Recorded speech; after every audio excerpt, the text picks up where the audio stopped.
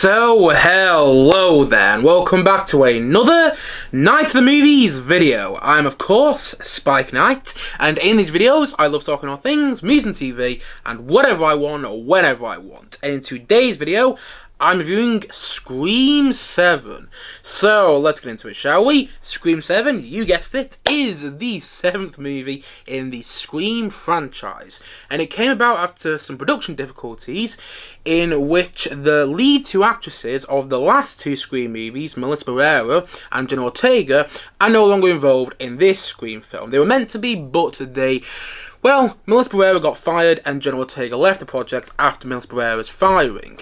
And whilst I don't agree with how Melissa Barrera was fired, I didn't really care that much because I don't care for the last two Scream films. So when I heard that Melissa Barrera and Jenna Ortega weren't going to be in Scream 7, I was like, whatever. So, yes, I was hopeful for Scream 7. Even though I'm not a huge Scream fan and I wasn't a big fan of Scream 5 and Scream 6, I love the first two movies. I think the first Scream and the second Scream are very entertaining, very funny, and also a little scary at times, which is what you want from a Scream movie. Scream 3, it's fine, and Scream 4, it's fine as well. But Scream 5, I think, is less than the sum of its parts, and Scream 6, wow, I really, that film was not for me at all. But I was hopeful for Scream 7, and I'll tell you why. Because Kevin Williamson, who wrote the screenplay for the first two Scream movies, and which were, in my opinion, the best two Scream movies, he returned to direct this film. He didn't write the screenplay for it, and he probably should have, but yes, he directed this movie, and he is the person, as I said, he wrote the first two Scream movies, and he's also the person behind the hit US teen drama Dawson's Creek, which kind of tells you that, he knows how to write teenage characters, because Dawson's Creek is all about teenage characters, and so are the first two Scream movies. So you'd think he knows how to deal with teenage characters in movies when it comes to this film, but apparently not. Anyway, yes, you have Kevin Williamson coming back, which gave me some hope, and also you have Neve Campbell returning in the lead role as Sidney Prescott, the iconic final girl in almost all of the Scream movies. She wasn't in Scream 6 because of pay disputes, they didn't offer enough money, but she returns here. And one last reason as to why I was optimistic, why I was hopeful about this film, was because it was reported that Matthew Lillard was coming back as Stu Macher, who was one of the Ghostface killers from the first Scream movie. And I've been a fan of Matthew Lillard ever since I saw him as Shaggy in the live-action Scooby-Doo movies. I thought he was perfect in those films, by the way. And I don't care what anybody says, the live-action Scooby-Doo movies are great. But yes, when I heard he was coming back, I was like, oh, how are they going to deal with that? Because I'm not a big Scream fan, as I've already said about 3 times in this video already, but I have heard that over the past, 6 Scream movies, we've had 6 Scream movies before this one, I have heard that in the previous Scream movies, they've been hinting at the fact that actually Stu is alive. And I thought they were going to deal with that in this film. Boy, was I wrong, but I was still excited to see Matthew Lillard come back in this film to see how they're going to use Stu. So, yesterday, when I was walking into the cinema to watch this movie, I was actually a little bit excited. I know the film's not been getting great reviews, but I've tried to ignore reviews as much as possible before going into a film. I try to. Don't always succeed, but I try to nonetheless. And I thought, oh yes, you got Kevin Williamson back involved in the franchise. He's a guy who was there in the first 2 Scream movies, the best 2 Scream movies. You got Neve Campbell back in the lead role. Courtney Cox is back as well. Although she's been in all of them. She was in Scream 6 as well when Neve Campbell wasn't. But still, you got Courtney Cox there too. And you have Matthew Lillard returning as Stu. I wonder what they're going to do with him. So yes, I was looking forward to this film, even though none of the trailers worked for me. But then again, trailers for horror movies don't usually work for me anyway. Still, point I'm making is, I was looking forward to this film. And here's the thing, about 2 hours later after I walked into the cinema, I walked out. And I felt so disappointed. So very disappointed. I thought this film was terrible. And listen, I hate being negative on this channel, particularly because right now I've got a lot of negativity going on in my life. But you know, I'd be lying to myself and I'd be lying to you if I came on this channel today and did this review and said, you know what, Scream 7 is great, because it's just not. And I should also say that if you enjoy the film, that's great. I know there are people out there that are enjoying Scream 7, and I'm super jealous of you. I really wanted to enjoy this movie. Honestly, I did. This is probably the Scream movie I've been looking forward to the most since the franchise rebooted a good couple of years ago now. You know, I was actually looking forward to this one more than I was looking forward to Scream 5 and Scream 6, but yeah, I was left very deflated by this film. I wanted to love it, and again, if you do, that's great, but this film is so badly produced. It's incredibly badly directed. That's not even good English, but you get the point I'm making. It's so badly directed, and the writing is poor on another level. Like, I thought the writing for the last two Scream movies was pretty damn bad, but they had nothing when it comes to this film. Characters are talking to each other like people don't usually talk to each other, and yet we keep getting told in the film that what's happening in this town, what's happening with these characters in Scream 7 is actually reality, when actually none of it feels like reality. It all just feels so inauthentic, so unbelievable. And I get at times you might argue, well, isn't that the point of the film? Isn't that the point of the Scream franchise? Sometimes it's a bit, you know, it's a bit meta. It's always commenting on how horror movies always fall into the same sort of tropes. But not in this movie. In this movie, it's just the same old stuff time and time again, and you're expecting there to be some sort of fun twist, where poking fun at the fact that it's doing the same things that the franchise has done time and time and time and time and time and time and time and time and time again. But it doesn't. It just falls back into the same tropes because it's a lazy movie. And the Ghostface killer reveals are absolutely ridiculous. They left my head scratching to the point that there was no head left to scratch. You know what I mean? Like, the Ghostface killer reveals, I honestly wanted to stand up in the cinema and go, what? Where did you two characters come from? There are two characters that were revealed to be the Ghostface killers. I'm not going to say who they are, this is a spoiler-free review, but there are two characters revealed to be the Ghostface killers. And like I said, I wanted to stand up in the cinema and go, where the hell do you guys come from? Because you see them introduced early in the movie, and you think they're going to be some throwaway characters, because they're quite literally written to be throwaway characters, but then they end up being the Ghostface killers, and you're going, what are we doing here? Where these two characters come from? You're gonna have these two as what?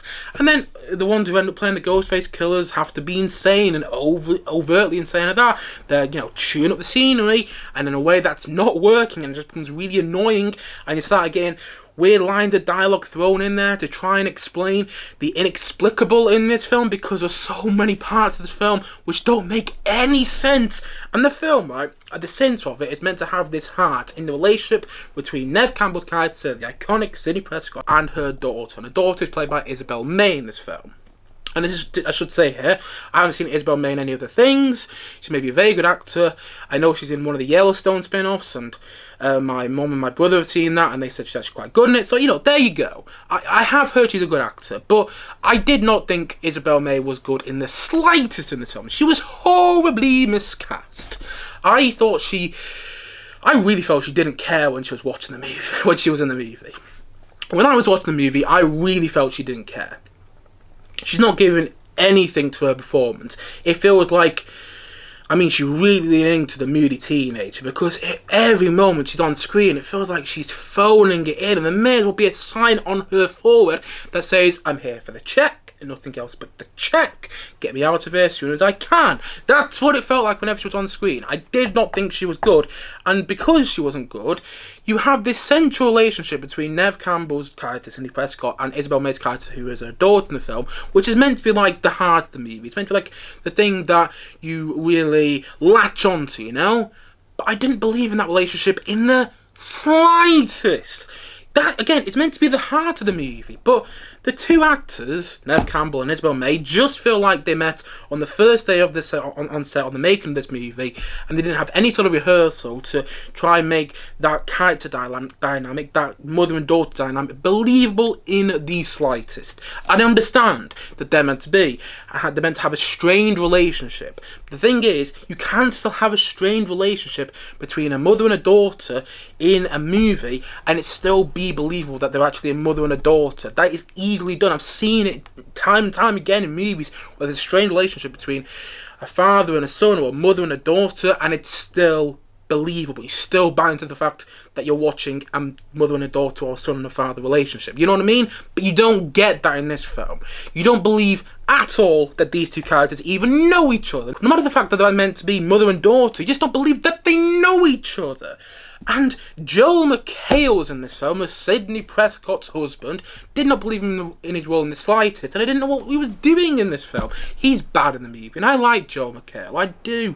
Let's move into Community, which I think is a very underrated comedy show. I think Community is fantastic, at least the first 3 seasons anyway, but I thought he was, again, horribly miscast in this movie. What was he doing in there? Courtney Cox shows back up, and it really feels like she's phoning it in. And you know what? The sad thing is, as well, it feels like half the time Neve Campbell is phoning it in. The other half of the time, at least, it felt like she was trying a little bit. But half of the time, it felt like she was there because, well, it's Sidney Prescott and she has to be in a Scream movie, and we don't have our lead 2 from the last Scream movie, so let's get her in there. And it felt like she wasn't buying what she was saying a lot of the time. Yeah, I didn't think Neve Campbell was used particularly well. I don't think she was given that much to work with, and perhaps that's why she wasn't given it at all, but there were quite a few times in this film where I felt like she was phoning it in. And that's kind of the first time I felt that about Neve Campbell as Sidney Prescott in a Scream movie. And on the topic of Sidney Prescott, it's got to the point now that whenever I see Sidney Prescott in a Scream movie, I'm just like, oh, you're going to be fine by the end. You know, and I'm not proven wrong by this film. I'm not proven wrong once again by my feeling, my thoughts, that as soon as I see her, I know she's going to be fine in the end. You know, there's no peril with that character anymore. You're not worried about the character. There's no suspense with that character. Like, as soon as she appears on screen, or not too long after she appears on screen in this film, she's answering the phone and someone is impersonating the Ghostface killer, or maybe they're not. Anyway, there's someone on the phone who is meant to be the Ghostface killer, and as soon as she answers the phone, she's just like, oh, here we go again. She doesn't care. And when she doesn't care that the Ghostface killer might be phoning her on the other side of the line, why should I care too much? If she doesn't care about the Ghostface killer, and she's the lead in this movie and the main character in this franchise as a whole, then why should I care about it anymore? It's got to the point where it feels like the character Sidney Prescott is even bored with the whole idea of the Ghostface killer. And because she's bored, guess what? I am too. So much of this film is boring to watch, and I hate using that word. I honestly don't think it's overused when it comes to film criticism. But, you know, sometimes you've got to use it, especially when a film is a really tedious watch. And this one was. It was a slog to sit through from scene to scene to scene. I'm like, why is there nothing going on here? What's really happening in this scene other than two characters talking in such a wooden way? There's no great character dynamics in this movie. You don't believe that these teenage characters who are meant to be best mates actually know each other in the slightest. You don't believe it at all. There's nothing about this film which you can let your teeth into, you know what I mean? Which you can really get yourself into. There's nothing in this film. There's no juice to it. There's no excitement. There's no joy to it. And that might sound odd to say, but the thing is, in my opinion, there's a kind of joy to the first 2 Scream movies. There's an excitement embedded within those films. And that's lost when it comes to this film. And I thought it was going to come back, because Kevin Williamson, who wrote the screenplay for the first 2 movies, is directing this film. He didn't write the screenplay, and again, he probably should have, because I think it would have been loads better. But he is involved in this film. He directed, and I thought in the direction there could have been something about it, some sort of stylistic choices, or just something that makes it more entertaining to watch. But there's nothing in the directing that makes it an enjoyable watch. And all that commentary that used to have about horror movies in the first 4 Scream movies in particular is non-existent. Yeah, it's pretty much non-existent when it comes to this film. All that commentary about the rules of a horror movie, which is like a staple of the Scream franchise, is completely forgotten about when it comes to this film. And they bring back Stu in this film, as I've already said, and I was really looking forward to seeing how Matthew Lillard's character from the first film was going to return in this movie. And I was so underwhelmed. It really felt like they just came up with the idea of bringing Stu back on the spot and didn't really figure out a way to bring him back, so they just kind of used a cop-out. And I'm not going to spoil how he comes back in case people want to watch this film and they haven't got around to watching it yet and they don't know how Stu comes back. But I thought it was really bad how they brought him back. And it's not a bad idea on paper, actually. There's something there with the idea with how they bring him back in this film. But it was so badly executed in the writing of the screenplay and in the directing that it left a lot to be desired in the area of the character of Stu in this film. I was hoping for a lot more. Matthew Lillard is probably gives the best performance in the film. He's not in the film that much, but he probably gives the best performance in it. And it did remind me, like, oh yeah, Matthew Lillard is a good actor, and I really want to see him in more stuff, which is always a nice feeling to get when you watch an actor that you haven't seen in a movie in a while. But yeah, I thought that his character was misused in this film, to say the least. Very misused. And there were a lot of callbacks to the previous Scream movies in this movie, to all 6 Scream movies in this film. But none of them feel earned. They just come out of nowhere. There's one sequence where it literally feels like the filmmakers went, okay, here are the keys, we're jingling the keys in front of you, look, oh, it's a callback to this Scream movie, and this thing in this Scream movie, and this thing in this Scream movie, and you're going, what, why are we doing all these callbacks? What's the purpose of this? Where is it coming from? It just doesn't feel earned. You haven't been building up to this, and actually, it feels like you just placed it in there because you're worried Scream fans weren't going to like this movie, so instead, you went, okay, here are the keys, here are the jingling keys, so you might like this one, here are all the callbacks, but they don't come out of nowhere. And the murders in this film, the Ghostface killings aren't particularly memorable, and yet hoping for them to be a bit more creative. There's one involving a character on some wires on a stage, which I thought was kind of okay, but even that, I felt like I'd seen done before. And that's the thing with so much of this movie.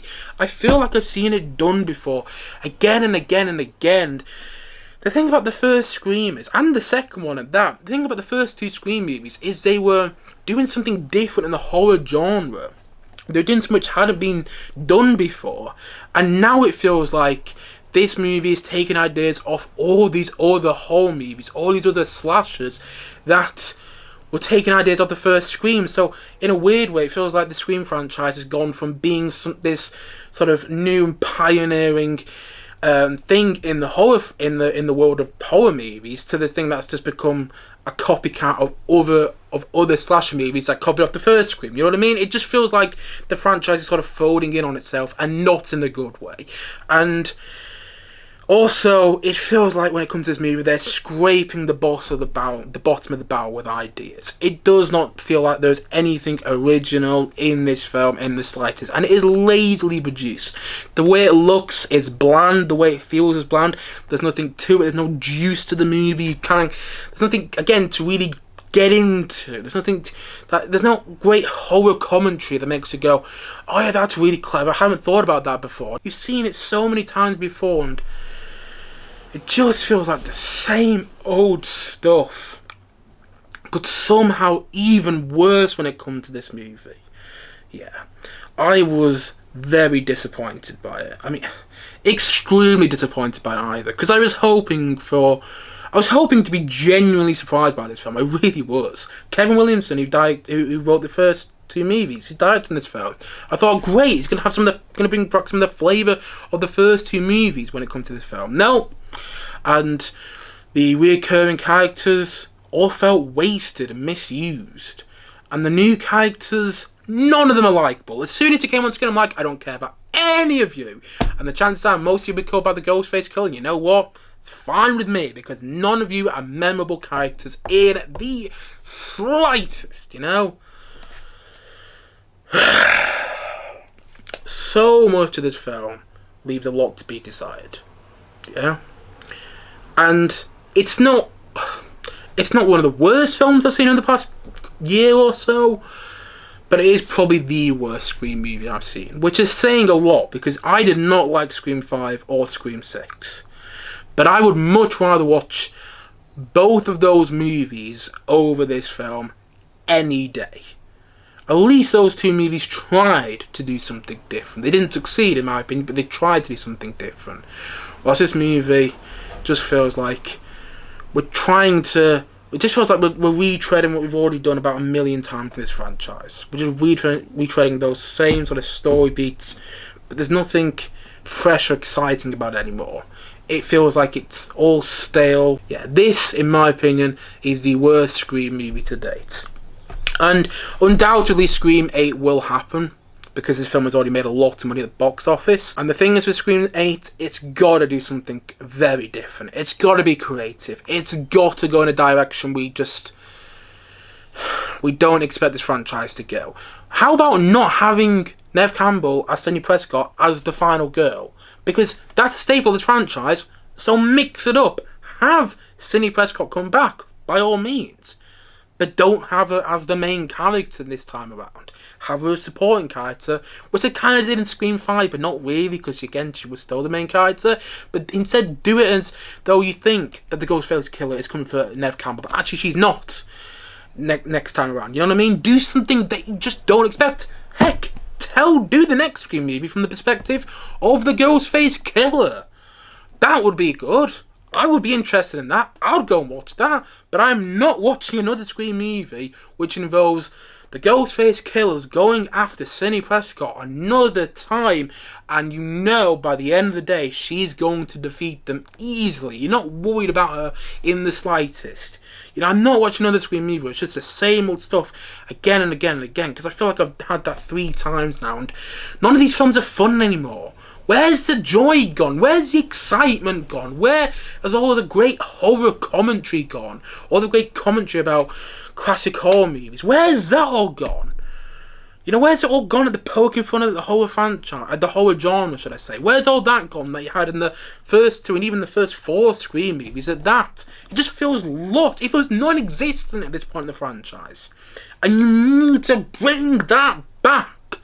Bring back the ingredients that made the first Scream so successful. And this film could have. It had the ingredients in there. You have the returning cast members. You have Kevin Williamson, who was involved in the first 2 movies, back involved heavily in this film. You had the ingredients, and you wasted them. Absolutely wasted them, in my opinion. Yeah. This film wasn't for me. If you enjoyed it, that's great. Honestly, I'm super jealous of you if you did. But, yeah, this was the worst Scream movie I've seen so far. And I really hope they do something different the next movie, because, man alive, I am really losing it with this franchise. I'm surprised I haven't lost it so far. You know, I'm surprised I haven't lost it yet, actually. But this movie, wow, it was almost painful to watch at times. And so, all in all, I'm going to say that Scream 7... I'm going to give it a 1.5 out of 10. That's a harsh rating, and I feel bad giving it the rating, because the reality is a lot of people probably worked very hard on this film. And again, I think there'll be people out there who enjoy it. I was about to say I think it'll find an audience. Yeah, I do think it'll find an audience, but I don't think it'll be a huge audience of that. But I could be wrong. Maybe this film is reevaluated in about 10 years' time. People love it, you know. Who knows with today's movie world? But I feel this film took a direction in the Scream franchise which it really shouldn't have. It just feels like it's, we're cycling so much of what we've seen before, and again, I wanted so much more. The characters are all just so unlikable, and the killings are all forgettable, or almost all forgettable. Yeah, they are pretty much all forgettable when it comes to this movie. And the Ghostface killers reveals, I mean, man alive, who thought they were a good idea? And the twists are so predictable. Everyone feels like they're phoning it in. Everyone feels like they're phoning it in. Even the returning cast members feel like they're phoning it in, apart from Matthew Lillard and apart from Nev Campbell about half of the time. And it just feels like the whole film's phoning it in now. They're going, yeah, we'll do Scream 7, but we won't do anything different than we've seen in the franchise before. We're just going to do another Scream movie, and people go and see it. And you know what? People are going and seeing it. So, you know, more fool us for going and seeing it. More fool me for going and seeing it and hoping it was something different. But it had the ingredients. Yet again, it had the ingredients to be something different. And it ended up just being, well, pretty much what you've already seen in the Scream franchise with the last two movies, but somehow even worse and somehow boring as well. Yeah. This is the first Scream movie where it really felt they were running on empty. And hopefully the next one they make it better, because I'm not sure how it could get much worse with this franchise. But you never know, I might be surprised, hey? I might be surprised when it comes to Scream 8 and somehow it's even worse than this. But I don't think that's possible. So yeah. Scream 7 wasn't for me. And I thought, like I said, it was the worst Scream movie to date. And so, all in all, as what he said, and as I'm going to say once more in this video today, Scream 7 is a 1.5 out of 10 from me.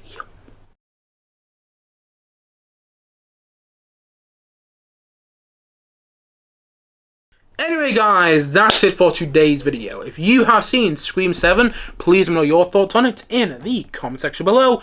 And as always, thank you for watching this video today. And if you enjoyed the video, please don't forget to like and subscribe down below. And look forward to many more videos like this coming very, very soon on this channel. As I already said, thank you for watching this video today. And I'll see you guys again soon. But bye for now. Bye.